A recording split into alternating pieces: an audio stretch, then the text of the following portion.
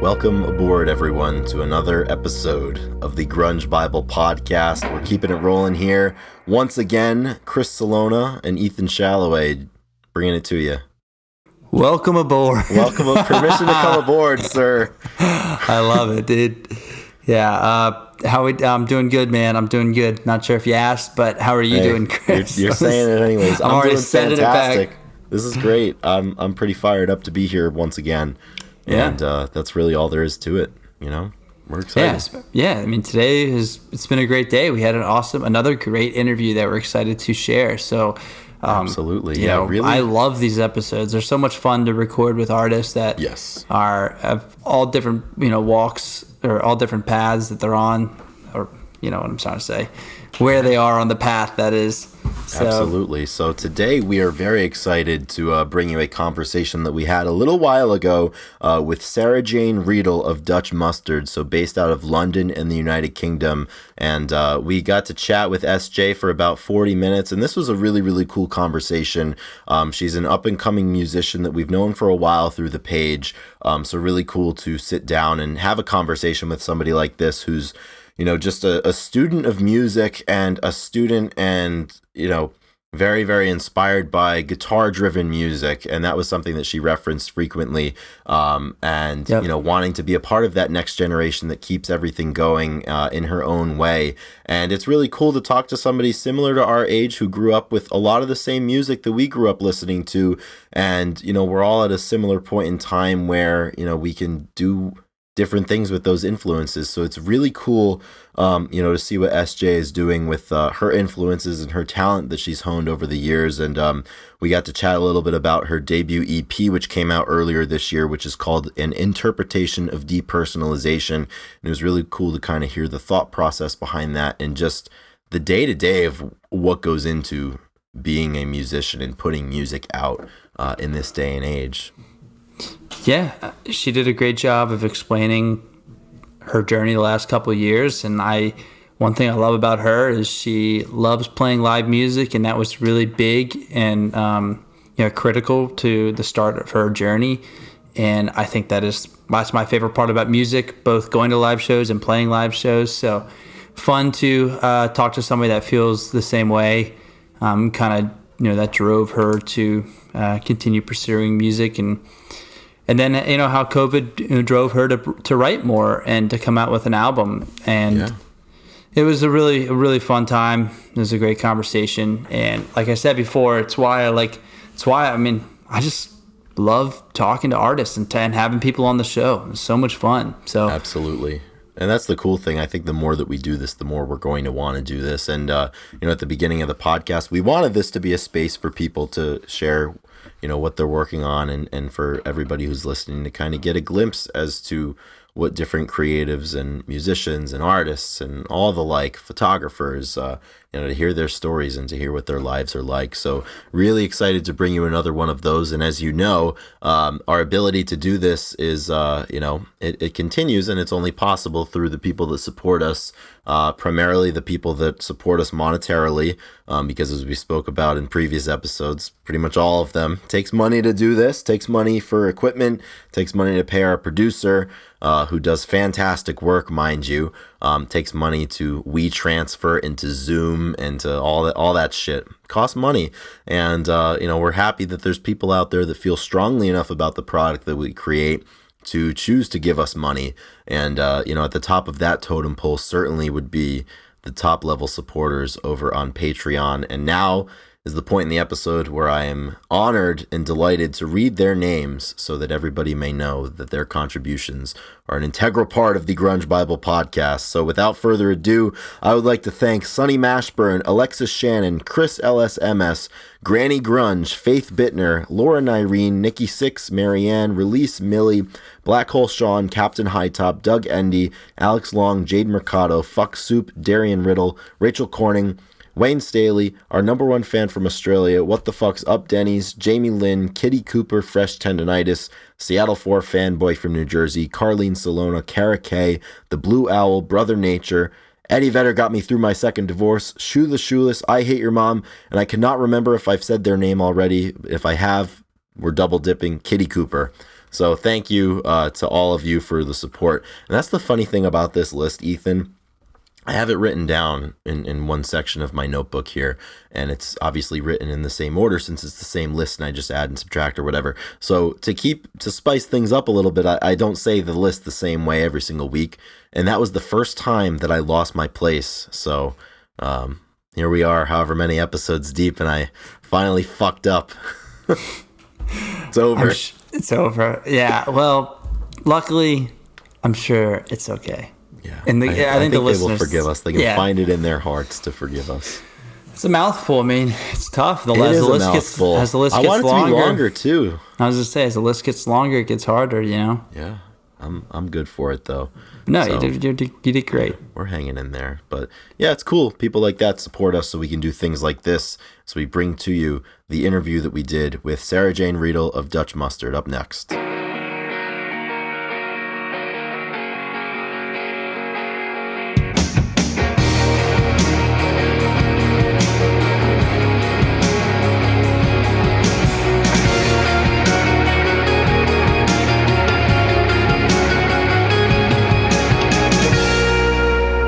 We are back with Sarah-Jayne Riedel of Dutch Mustard, coming to us from across the pond. SJ, very nice to meet you face to face here and to talk with you. How's it going? Hey guys, really nice to meet you too. I'm very good, thank you. It's obviously nighttime here, so I've had a whole day behind me already. Oh yeah. But yeah, I'm very good, thanks. How are you guys?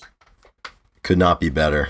Yeah, doing pretty well. Yeah, it's midday for us, so we still got a little bit more to do after this, but we're happy to find some time, be able to sit down. There's always a little bit of a difficulty syncing up time zones when they're so different, so this is good. But yeah, we're doing pretty good. I'm doing good. Amazing. I actually spent my day recording a band. I work at a studio. Nice. Crouch Studios. So I got to assist on a band called The Clockworks. I think that's their name. And it was like guitar music. So yeah, it was a good day. That's awesome. It's got to be, I'm sure there's probably some days that pique your interest with work more often than others, just depending on the type of music that's being put together in the studio, right? Yeah. I mean, there's obviously there's loads of different stuff coming in. And I think as a musician and assistant engineer, you definitely respect like every musician and their qualities and what they bring in. It's not necessarily that you would always go and listen to that project, right? But you can still, especially working with people, you get like a whole different vision on like the talent that people bring in. So I do actually enjoy every session like big time. So yeah, that's awesome. A cool job. Yeah. So for background, so you were not only a songwriter and a musician, but you were also an engineer, huh? I'm an assistant engineer. I'm still learning, but I've been helping out at Crouch Studios for about almost 2 years, I think. So that's awesome. Yeah. So how did you get into that? Because I'm assuming for you, the playing and the songwriting and everything that came first, right? Yeah. So I started playing guitar when I was 8 years old. I watched The School of Rock, and I wanted to be got you into it. Hell yeah, Jack Black, let's go. Yeah, but my don't parents... you just watch that and just want to be a part of that school? Like I wish I went there when I was younger.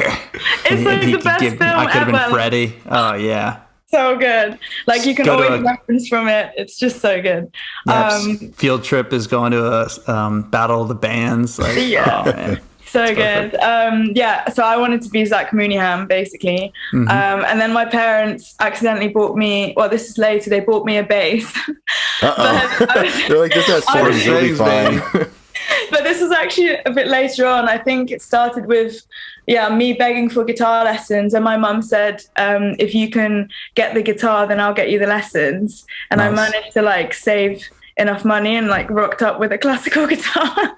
That's amazing. But it was like all I could afford. So I started learning classical music for a couple of years and then moved to the UK. So I'm Dutch originally.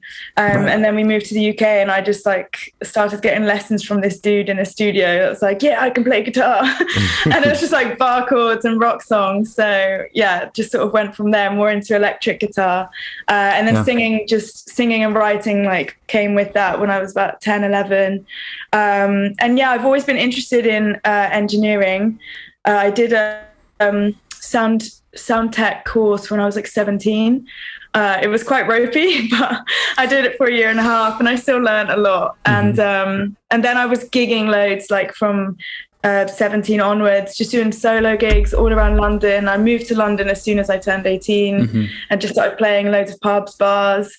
And yeah, the engineering side is just always cool because you meet all the sound engineers at gigs as well. So it's like you go out to these shows and you're really nervous. Firstly, obviously, you don't know any of the audience and not all your friends can come all the time. So you're by yourself a lot. So I used to just sit with the engineers and be like, can I just watch what you're doing, please? Yeah.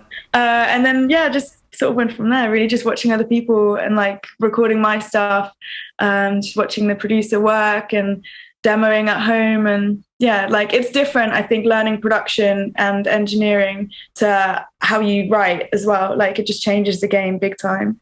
Yeah, definitely. Probably increases the perspective that you have as well, because you understand that much more. So in addition to the almighty School of Rock, where were your musical influences coming from when you were a kid? Like, were your parents big music fans? Like, were you in like a group of friends that were always listening and, getting CDs and sharing it? Or like, how did that come from? Because I know, there's a lot of different influences that you have, and you kind of bring them all together in that, guitar driven rock that you love so much and that you create. So what did that kind of look like for you?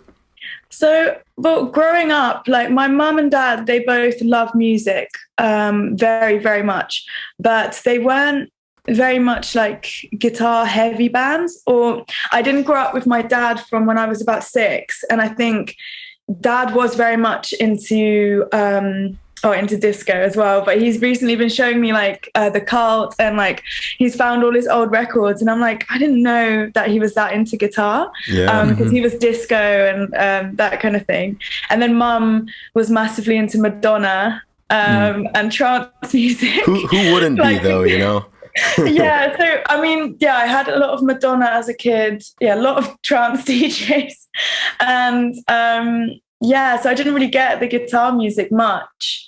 Then I think when I was a teenager, I started listening to Green Day. I just went to the music shop and I got myself got a Green Day CD. I did have a U2 CD in the car already, and I think one of my family members got me a Nirvana CD.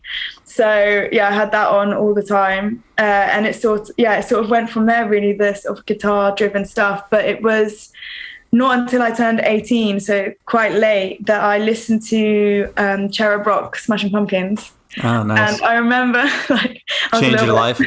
Changed my life. I was quite high as well, so it was great. Like, I just smoked this first, listened to Cherub Rock with a drummer, a colleague of mine. He was like, "You've never heard this album before?" I was like, "No." Listen to Cherub Rock first thing, and I was like, "Oh."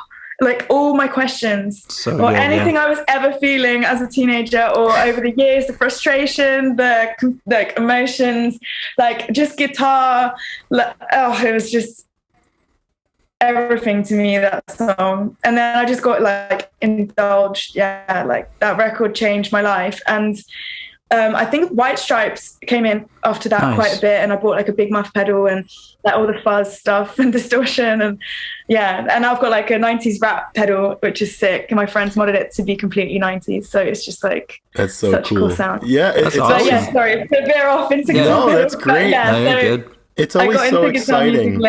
Yeah, it's always so exciting. Like, I feel like everybody as fans or even musicians and, just people who are interested in music, there's always that one event that just opens the floodgates. And then all of a sudden you're like, wow, I never realized there was all of this out here. I need to consume all of it right now. I need to learn about all of this, and I need to explore all of these things. Like, it's kind of overwhelming, but it's like the best kind of overwhelming. Yeah, definitely. Like, I think, once I'd heard that record and started to talk to more people that I met over the years that were into rock music. Later on came like, I think Queens of Stone Age, Stone Temple Pilots, Soundgarden. I remember hearing, what's that song? It's like, keep me off my wave, my wave. Yeah, my wave, Soundgarden, absolutely. Like I had that on repeat so much. And I met my guitarist actually because of Smashing Pumpkins, because I was working in a guitar shop on Denmark Street. And I think he'd already found my Instagram before he came in, but he walked into the shop and started playing like one of Smashing Pumpkins songs. Oh, and I was nice. like, He knew what he was doing. Yeah. I was like, dude, you got to teach me everything you know. And we sat there for 2 hours just jamming Smashing Pumpkins. That's awesome.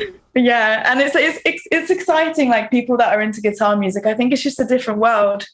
I always feel I can't really say that other people don't understand, but I do think, yeah, if you're into guitar music, it is just a different energy. You understand more, yeah. So it sounds like, so you have obviously released an EP this past year, but it sounds like, you came up playing a lot of live music and you're really, guitar kind of just playing and live music, and then you got more into engineering, and then you kind of released the EP. So talk about playing live, because I was in a band too, and it's one of my favorite parts about music is being on stage.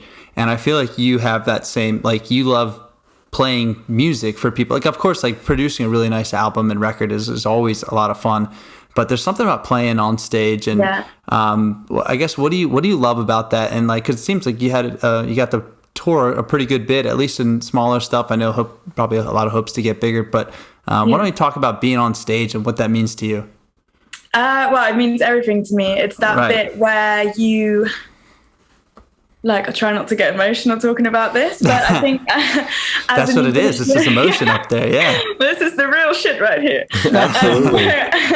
As a musician, it can get really tough. I think as a creative, an artist, or any kind of creative world, it's quite hard because not everything is funded straight away. And I know that a lot of artists, from research and talking to labels and talking to managers and other bands, you do wonder, like, oh, how come they're on these tours and they're doing all these things? But actually, like, they've either bought their way, or so and so know someone, or they're born into the music scene. Right. So for me, I didn't grow up with any contacts, or in a guitar music world or anything like that. And so when I play on stage, that's like the reward for me. That's like, that's the thing that gives back. It's like, because I feel like I'm just always giving and giving, obviously making music because I love making music. Like, I absolutely adore it. But at the same time, I think a lot of people don't understand how much it actually costs as well to put a gig together, like, rehearsals. So like, I'm now, Dutch Mustard is now like my project, but like, I have to get people in to play with me. And some guys do it really cheap and whatever, and like mates rates and things, but still it's like I'm recording the record. Like I was literally broke after I made that EP, like completely broke. I spent all my money on it. And I think a lot of people, they don't really know that. So it is really sensitive, like playing live, like it really, like that's it for me. Like that's what I want to do. Like when I sing to these people and I see their smiles and they're like cheering and dancing, and it's like, it just feels so right as well. Yeah, it's just like, it's a shared experience. I always loved it because like after you finish the show and people are like, that was like so much fun. Like, we had a great time. The people were, me and my friends, like you had a few drinks. I mean, you're up on stage. You're like, I'm so glad that I could facilitate that, but also like you enjoyed what I was doing. And it's very rewarding. I mean, people get that from listening to your album, but you're not there with them listening. So when you're on stage, you're all together. And that's why we talked about with Chris a lot, like going to a concert, it's like, it's just a shared experience that everybody is like on the same page for. And it goes a long way for, music. I mean, that's why we love music, for all those things. It's incredible. So. Like, and the people you normally meet at rock gigs are the nicest people you'll ever meet. Like, that's what I've experienced over the years. The heavier the music gets, the nicer they are. It's kind of true. 100%. I think I can relate to a lot of that for sure. So live music means a lot to me. It's why I do what I do. How big of a challenge was it? Obviously, during the pandemic in 2020, when everything kind of shut down, I mean, the world, especially I know overseas in the United Kingdom as well, same situation. How difficult was it to have that torn away from you, that element of not being able to take the stage and not being able to play live? Was it, I'm sure in a way it was kind of a catalyst for a creative period where, you know, you were only able to write because you weren't able to play live. So how did that impact you, and how much did that situation kind of forge what would become the EP? So that lockdown was really tough. Right.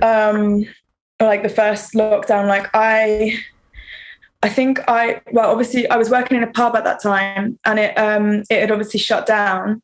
But I was living upstairs in that bar. So we were quite lucky as well, because we had a music venue downstairs, which I don't know if you've seen the Live in the Basement thing that we shot. Yes, I have seen it. Yep. So that's in that pub where I lived and worked. Oh, okay. So at first it was, nobody really knew what to do, of course, because it's like the world is shut down. I felt really free because for the first time, I could do, like, obviously I love making music, but we were rehearsing so much. I was playing with a lineup that I didn't feel 100% confident in because my guitarist had moved away, and there was just certain things sonically that didn't click between us with like creative ideas. Mm-hmm. So it was kind of an opportunity to stop everything that was happening musically. And I remember I had 5 shows lined up, obviously all got cancelled. And I just felt this massive relief, because I was kind of like, well, this gives me time to figure out what I want this to be, and where it needs to go. But obviously not playing shows was really tough, because that sort of rewarding feeling. But at the same time, it was, as much as obviously COVID is horrible and so many people suffered, the free time was a real blessing for me. I was gonna say, it kind of forced a reset for a lot of people, but for creatives and stuff, we talked to a lot of bands, and they're like, it made us like really polish our sound. We had a lot of writing to do, and it kind of, you know, a little more focus on the craft versus just like, we have a gig to get ready for tomorrow night, like, and you have to produce something. So we get that a lot. So I also had my vocal cord collapse. Oh my goodness. It was so horrible. It was right before the lockdown. So I was actually struggling to speak as it was anyway, like actually talking would hurt. And it turns out it was all to do with stress. So gigging a lot, drinking a lot, smoking a lot, gigging without any in-ears, because the shows we were doing, like, we were just like, we need to play shows, we need to play gigs, we need to be heard. So we were just gigging all the time. Didn't matter if it was a shit venue or awful monitoring system, but I just never had any in-ears in. So I used to really like shout to hear myself even, which actually was a part of the sound being way more heavy rock than I intended it to be vocally anyway. Mm-hmm. So it's like, I was always kind of happy with like the guitars, almost like that. It was always sort of where it is now, but it was just like missing something. And in that lockdown,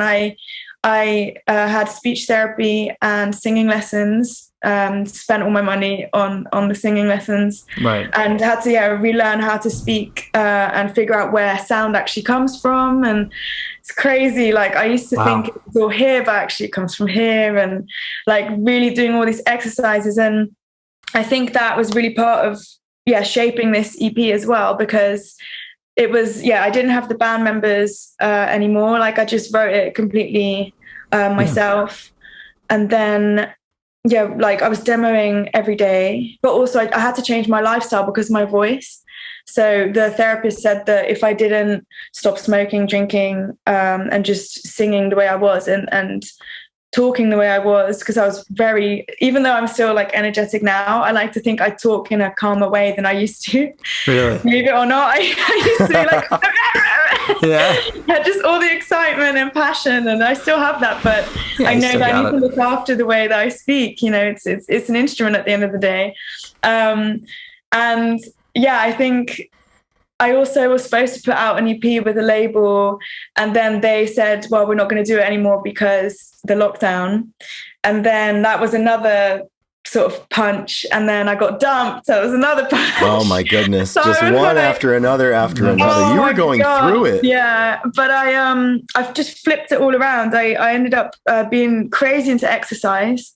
like Nice. ridiculous, like absolutely insane. I was working out so much, but then when you think about it, it's all we could do. It's the only way we were allowed out the house. Right. So I might have gone a bit overboard with the exercise, but like it was still good because it opened up my mind to also the songwriting and no drinking and stuff. Like I could think so much clearer and place instruments better and arrangements, and it was a crazy time. And then after I'd demoed like 20 tracks, picked 5 of my favorites, and there was a guy who said he wanted to help me out, so I ended up recording it with him, and he played guitar on it as well, and he did production.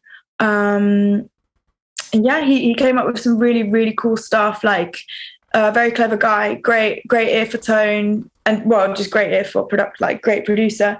And he was really helpful with bringing forward what I wanted it to be, basically, because I would turn up with the song with all the instruments, with it recorded at home. But obviously when someone knows production a bit better, they can amplify that, what you've done. And it basically, like, I was like, holy shit, I didn't know that's my song. Like, that's crazy. So yeah, that kind of boosted my confidence. It's like, okay, like I can do this without having the players like actually be in a band, like I was kind of like the stick it to the man kind of EP. It's very much about empowerment, and it all came from an organic place, like going through really hard times and just sort of going, well, obviously I cried a lot too, but going I'm better than this, like I'm gonna do something about it and write something really cool.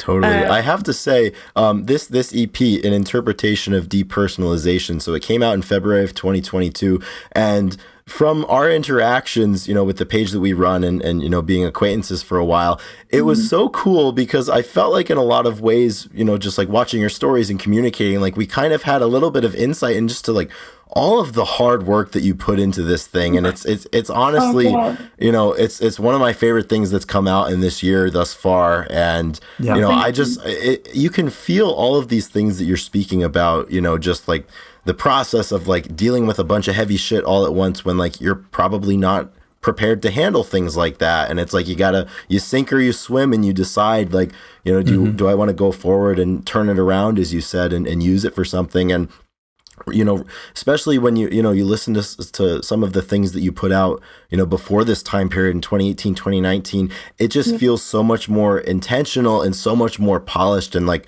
so much more matured, and it's such a great effort, and I want to commend you on that, certainly. I really, it's definitely, it's a lot to be proud of. Hearing that you had the vocal cord collapse and then be able to come back. I mean, the vocals on all the tracks are really great. I mean, I love the sound of it. I mean, obviously it has a lot of like, I don't know if you listen to Mute Math, but you kind of sound a lot like them. You'd probably really like them. Yeah, Mute Math, like obviously a lot of Silver Sun pickups or Smashing Pumpkins and whatnot. Yeah. And little My Bloody Valentine definitely, vibes on it. Yeah, definitely Bloody Valentine. Yeah, and it's funny but the too, vocals just fit all that, everything that you were trying to achieve. So well done. It's really funny. So I think you released a song for Dreamers first, right? Yeah. Yes. Yeah, so I remember, so I was super, super late to the party, but I had not listened to My Bloody Valentine until like right before you released a song for Dreamers. So like, I was like, holy shit, like Loveless is like the greatest album that I've ever heard. Like it's changed my life. And then I heard that song. I was like, holy shit. Like I can tell like, that's gotta be an influence. Like before I had even, vetted the bio to see like, who you listed as influences, like it's gotta be there. But it was so cool. So I remember listening to that and getting really excited because I was like, there's still music like this that's being made. And I think a trope that you always see with rock and roll is that everyone's like, oh, like there's no good music being made anymore. And, all rock is dead. And, whatever genre lines you want to draw, like it's all dead and the best is already behind us. But it's not. It's like there's people. So not. No, it's not. And I'm sure you're in circles and you have peers that it's more alive now than it probably has been, Yeah, these guys today are really great that I was assisting on their session. Like I had that same feeling where I was like, oh, this is 2 guitars, bass, and drums. Sick. And I was like looking at their pedal boards, and I'm like, okay, that's Kurt Cobain's pedal. Like, there's the Rat, and I'm like, cool. Like, it's still here, but you've got to dig for it. Like, you got to know what radio station to put on. Like in the UK, it's like listen to BBC Six and maybe like what's the other one? I think XFM is quite good for guitar music. But yeah, like, I mean, Radio 1 is okay as well. They've got Rock Show and they've got some really, really cool stuff. And they're really nice. They've been really kind to me with the EP as well. But most of the people that say that there's no good music out there don't know how to look for it, and they don't know where to go. You just gotta, like, there's so much music out there, and there's a lot of people, there's a lot of creatives still really pouring their heart out into it. And, you're always going to get a good product when you are really, true to yourself and honest about it. So I think and probably guitar bands have become really underground again or something. Like, you got to go searching for the gigs, maybe. Yeah. But I mean, in London, we've got loads of it, like loads of venues. That was one of my questions. What is the music scene like in London? Because I've never seen a show over there, obviously. I've never been over there. We got to come over. You gotta come see a Dutch Mustard show. That will be the first show that I see in the United Kingdom. Yeah, you'll have VIP. There we go. Yeah. Let's go. We need some dates. That's all. Yeah, man. I'll make it happen. I'll talk to my people. But yeah, what is the music scene like over there? Is it a lot of like a lot of pubs, or how do you kind of cut your teeth in that? There's a lot. Trying to think. I've been gigging for a long time. Showing my age. I say, how old are you? I'm 26. I just turned 26. Yeah. When's your birthday? I just turned 26 as well. 3rd of September. Oh, mine's the 28th of September, so a couple of weeks apart. Mine as well. Birthday. Yeah, happy birthday. Yeah, Ethan's also the 28th, so all September babies. What? You're both the 28th of September? Both the 28th, yep. We share the same birthday, yeah. He's an old man, though. He's a few years older than I am. Yeah, I'm 28, so 2 years. You're both super young. We're all young, and here's me thinking, oh, we're old. Yeah, I'm so old. No, the music scene, back to that, is really good. And I started to explore it when I was about 17, because I lived just out of London, but I remember getting a train in to see a band called Little Comets, and they played at a venue called Boston Music Room, and I think that was like a 300 capacity venue, and that was one of the first venues that I'd seen, apart from the Boiler Room in Guildford, which is in Surrey, just out of London, and that was like a 200 capacity, but really great sound in both venues. And then I was going to bigger gigs at Brixton Academy, which is one on my list that I would obviously love to do one day. Yeah. But yeah, Brixton Academy is like, you see some really cool shit there, but that's obviously more expensive. But after that, like after I actually moved into London, I was just gigging all the time in loads of different pubs, clubs, actual just pure music venues. But it's a lot like Camden is the place to be if you want to get out there and just get gigs, like and do it yourself kind of thing. Like I gigged for 3 years or 3.5 years, maybe longer, or 3.5 years as Dutch Mustard, and then just as Sarah-Jayne for like 2 years before that. But that was all like off my own back. Like I had no manager, no booking agent, nothing. And it's just because if you go to gigs and you ask, like, where's the promoter? Like you just talk to people and they'll hook you up. Like even if you've not done a gig before, then they'll know where to send you and go like, oh, here's an open mic night in Camden, or like, yeah, it's just really, I think people are really kind with music when you're starting out, for sure. That's awesome. Yeah, it's really cool. Like we played so many shows, especially Camden, especially London. I did drive out. We did a tiny tour that I organised when I was 21 or 22, and we went to Brighton, Manchester, Liverpool, Hull. Hull was the best one, which really surprised me. I didn't know that people in Hull were that into guitar music, but that was a really good show. Yeah, but London is the one. Like it's just music everywhere. Yeah, I think that's so cool. yeah, it's trickier now. Like now that I've played, the Lexington was my last headline show.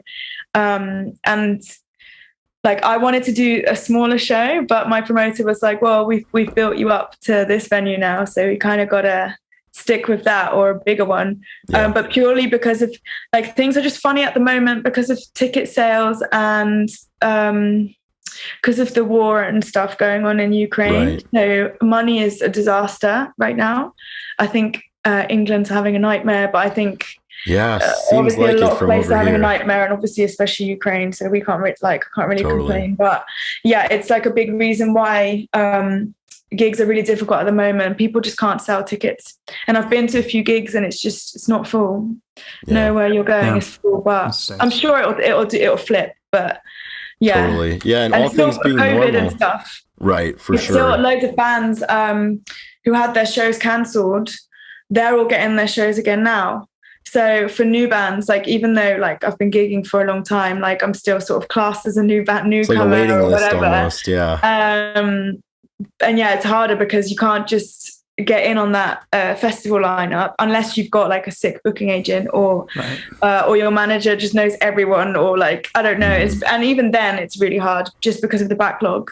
Yeah. So yeah, Totally. but it'll come. Yeah, that makes a lot of sense. And I have to say, I always, it's always enlightening for me to talk to musicians who are actively writing music, recording music, performing music, and, trying to, be in that area, because as a fan, you forget about how difficult it is. So from an artist's perspective, like what is the best way in this day and age to support artists that are coming up? Because as we know, I mean, streaming services are shit with the way that they pay out. So you can do numbers on any of the streaming services and you get, nothing. So what do you suggest, and what is the best way that fans can support artists now? So I suggest, like a lot of bands will have like a band camp, or like I've got a Patreon page where you can just sign up, or like, or I think mine is like £3 plus, and then you can just do however much you want. And it's like a monthly thing where it just takes out like a direct debit or something of £3, and you get like exclusive content of like a demo that I've never shown anyone, or like pictures that never came out, or anything like that, or behind the scenes kind of stuff, because that goes directly like into my pocket, right? Which means that I can then pay my band, or I can pay for new recordings or merch, and and buy merch as well. But I can't afford to get new merch made at the moment. But when I do have some, it's buying merch, and buying tickets. Totally. And I know it's hard right now, but yeah, going to gigs, that's really, like going to shows, that's really the way to help musicians, like financially anyway, of course, and just sharing online. Like if you like something, share it with your neighbor, like share it with your friend, because you never know, like they might absolutely love it too. But yeah, I think that's it really. Just try and give them some money somehow. Absolutely. Yeah, it seems like merch and just buying directly. And there's a lot of easy ways to, like I said, we have a Patreon too, and that's how a lot of people can support, where it just goes right to the people that are making, are doing the creative stuff. So we'll have to. We always tell our Patreons, so we'll tell them to go and follow you. Go to as SJ's well. page. Yeah, exactly. Fuck us. Let's go to that her reminds page. me, I should probably post something. It reminds us. It's tough though, because like it being a creative and putting out, it never ends. Like there's always that internal clock that's like, oh, I have to put something out. Because like you said, it's not just about writing the music, because you have to finance all of it. So there's all different things. Like you were saying, it's like the hustle doesn't end. There's nothing I work worse. so many jobs, like engineering. I still pull shifts at a pub. I've started doing extras work, like on film, like series and things. Like, oh my goodness, I'm just like, I hear you. And there's nothing worse too when like you feel obligated to do something creative, like that takes away the entire idea about how to It takes away be the creative. joy of it. Yeah. I mean, like, it's like, I need to get this done. So sometimes you just rush through things where I'm like, I get so pissed off. I'm just like, dude, I just want to, like, if I want to make this really good, like, I don't want a deadline. You know, I need to get here. Exactly. Yeah. You want to get there way more organically. No, it's fine. But yeah, that's basically it. Yeah, no, I was just going to say, like, creating the time to be able to create. Yeah. Yeah, like, exactly. That's like half of the battle, though, especially when, like you said, you have to balance so many things just to afford yourself the opportunity to be creative without having it be crushing financially. And it's such a sorry situation that society places creatives in now, you know, because it's really, you lose a lot, because I think there's a lot of people out there that, you know, based off of their socioeconomic position or what have you, that they don't have the access and they don't have the opportunities to have these creative outlets. And it's a shame because, you know, obviously your story being any indication, it's really impressive and inspiring what people can do when they work to allow themselves that time. So speaking of that, this EP, it's been out, you know, for most of the year. Love it. What are the future plans? I know obviously getting back to gigging and playing shows as that, you know, starts to rev back up, hopefully. But in terms of new music and writing, what's the future of Dutch Mustard? So I played a few shows after the Lexington show, the EP launch, and it all sort of came out of nowhere. So I had to take those gigs. And they were really good fun. And now, and since then, I have been writing a lot, and I've been in the studio at Crouch End where I work. And I did record 5 more songs.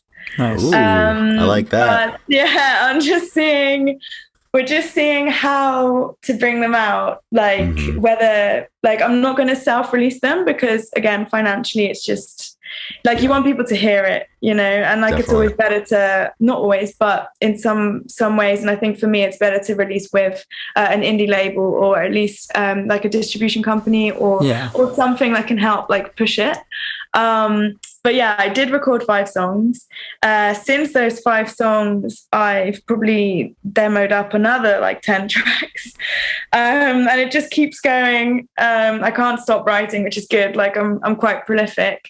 But yeah, it's just a waiting game now to see when I can release. But I spoke with my manager yesterday, and we said that we're going to aim for hopefully January. That's so awesome. At least like 1 single from the 5 or 4. Yeah. Still seeing whether it's as a fan of your music, that makes me very excited, and I have something to look forward to now. Yeah, I'm quite nervous about it because it's like it's still really guitar driven, but it's like it just goes more towards like a couple of the tracks go more towards like LCD Sound System, Talking Heads kind of way. But then the others are like extremely rock. So I'm like, there's something in there for everyone. But yeah, it's always nervous doing, releasing your next kind of thing. I think Weeping Willow, the first single in 2019, was like a statement thing of like, okay, this is going to be an alternative rock band. And I think from that, having the EP a couple of years later, like now it's like, okay, it's definitely going to be like guitar music. Yeah, and then like this is what it is. This is who we are. This is what it is. But then also trying to stay truthful to yourself as a writer. So it's like if something is coming out of you and you love what it is, you got to see it through as well. So I'm kind of like genre hopping a little bit with my writing, seeing what fits and how I can make it into the same world still and keep it in an alternative like genre. But yeah, awesome. It's really exciting. I hope you guys like it. I'm sure we will. I mean, that sounds great. Like I said, this EP was a great listen. Obviously, we need more songs, so we're excited about that. I think one last question I have before I think we maybe time to shut down, but just because I like asking this, and I have I do athletics here and training for like some bigger goals, but like, what is in your music career, because you're just starting and you got a lot to go, like what is one thing that you really want to get out of this music career? Like what is the big goal, or like if you want to kind of talk about like the the perfect situation. Like, do you want to? Is it like sold out arenas? Do you want? Are we trying to like? You want to tour like worldwide tour? No, like I mean, this is a safe space. I mean, I love talking big dreams and I love talking stuff. Dream casting, it's fun. Yeah, like what do you want to get out of this? Wembley, okay. Oh yeah. Has that been the dream since you were a little girl? Yeah, pretty much. I mean, I didn't know. Well, yeah, I've always wanted to be a rock star, but nice. I think I've achieved that, but just not everybody knows it yet. Right. Yeah. Oh yeah. Wait until they find out. It's gonna blow their minds. I like that too. Yeah. It's good. But yeah, like Wembley Arena, that'll be the day. That'll make me really happy. Just like that is a huge career goal, and I know it's insane. But I always think if all these other bands have done it, it's not insane. Yeah, why exactly. not me? You know? What's so different? Yeah. We should all dream. So. That's my one. That's perfect. Like I said, there's a lot of time and there's the hard work to back it up too. So, no doubt that, at some point we'll all be there watching. Absolutely. That would be fantastic. Yeah. So SJ, thank you so much for taking the time to sit down with us and chat about music and everything. This has been super fun. Would love to have you back on when these songs start to come out next year. Sure. It'd be really exciting. I'd be looking forward to that. Yeah, thank you for having me, guys. It's been really fun. And it's gone really quick. I feel like we've only been chatting for 10 minutes. I know, time flies. It's good. We got to do more. Absolutely. Thanks for having me. No problem. All right. And there you have it. Conversation with Dutch Mustard. Thank you very much, SJ, for coming on. It's always a joy when, the interview goes like that, it's just easy, good conversation, just fun. So we love that.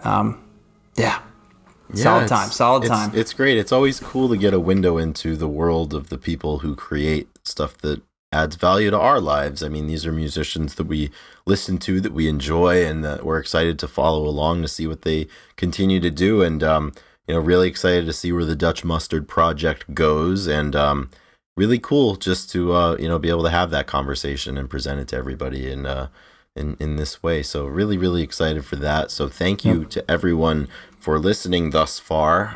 Thanks for all of your support. If you would like to support us further, the ways to do that. But first and foremost, keep listening and tell your friends, tell your neighbors, because at the end of the day, if you don't want to ante up and support us financially, you might have a friend or a neighbor or an ex or an adversary who might. So, keep spreading that word, and that's how we grow. Yep, it's either you get to hear us ask for money or you get to hear us talk about Simply Safe, or something, something like that. It's brought to you by Skillshare. Yeah, so we can start, rolling in some outside we can companies, do that. But if it's up to you guys, we don't have to. We can just keep saying your guys' names. So absolutely. So for Song of the Week here, we like to continue with the tradition of picking a couple of songs, from the artists that we interview from their catalog. So Ethan, do you have a Song of the Week? I do. Yeah, I'll go first. My song is Don't You Worry by Dutch Mustard. And this one, I don't know, it just kind of stuck out to me. I mean, the whole album is really good, but this one has, it just hits the right tone for me, and it's really enjoyable. I think I've listened to it quite a bit since we've had this conversation. She just gives a lot of, it's like Joy Formidable vibes for me, and a lot of the influences that we talked on the show too. But she just has this jam and this hum to her music that I really enjoy. So Don't You Worry, I'll put on the list. That's great.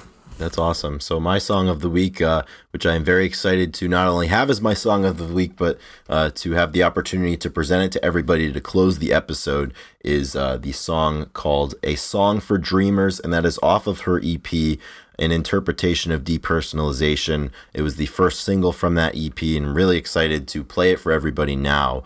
And with that, I think we just get into the song, and we'll catch up with everybody at another time. So enjoy this, and make sure to go support SJ of Dutch Mustard, and stream the music. If you're in the UK, buy tickets to these shows when they're happening. I think this is going to be one of those cool instances that you're able to support an artist before everybody knows their name. So let's do it. Let's show some support, and let's take it away with a song for dreamers.